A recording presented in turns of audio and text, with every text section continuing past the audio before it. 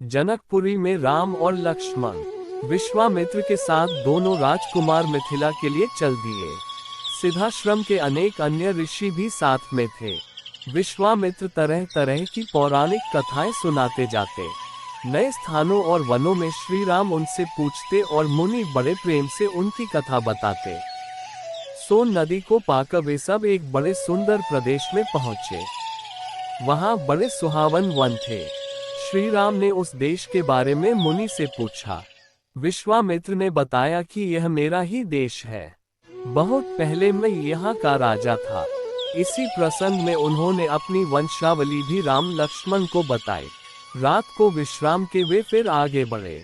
विश्वामित्र ने गंगा की उत्पत्ति, पार्वती की कथा और स्वामी कार्तिक के जन्म की कहानी राम लक्ष्मण को मार्ग में सुनाई।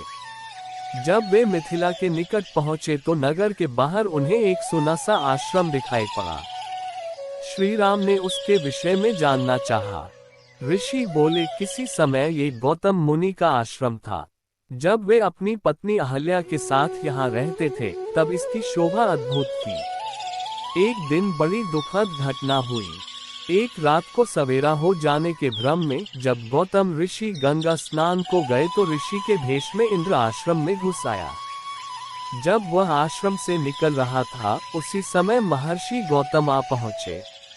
इंद्र को देखकर उन्हें क्रोध आ गया। उसे कठोर शाप दिया।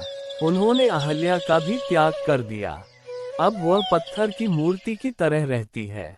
मन में राम राम कहती हुई दिन काट रही है। ये कथा सुनकर राम को अहल्या पर दया आई। राम ने बढ़कर ऋषि पत्नी के पैर छुए। राम का स्पर्श पाते ही अहल्या शाप मुक्त हो गई। वह पहले की तरह सुंदर भी हो गई। गौतम ऋषि ने भी अहल्या को सहर्ष स्वीकार कर लिया।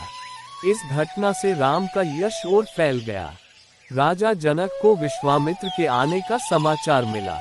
वे शतानंद तथा अन्य ऋषियों को लेकर स्वागत करने के लिए नगर के बाहर आए। आते ही उन्होंने मुनि को अंदर के साथ प्रणाम किया और कुशल समाचार पूछा। जब उनकी दृष्टि राम लक्ष्मण की ओर गई तब राजा जनक की आंखें खुली की खुली रह गई। उन्होंने विश्वामित्र जी से पूछा, ये सुंदर बालक कौन है? किसी राजकुल के भूषण है अथवा साक्षात भगवान ही है? मेरा सहज बिरागी मन भी इन्हें देखकर इनकी ओर खींचा चला जा रहा है।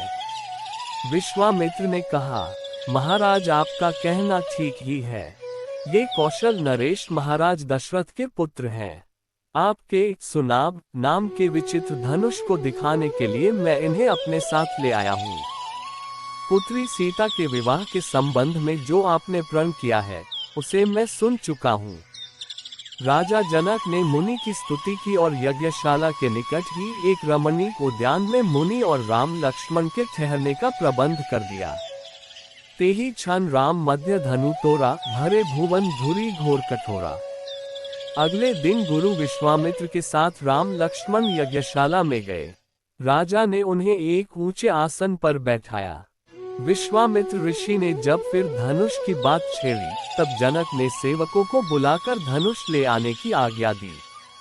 ये धनुष लोहे के 8 पहियों वाले एक बड़े संड्रिक में रखा था। उसे खींचकर जब सेवक ले आए तब राजा जनक बोले, मुनिवर, ये शंकर जी का धनुष है। देवताओं ने हमारे एक पूर्वज देवरात को इसे दिया था। इस भारी धनुष को कोई नहीं उठा सका। प्रत्यंचा चढ़ाना तो दूर की बात है।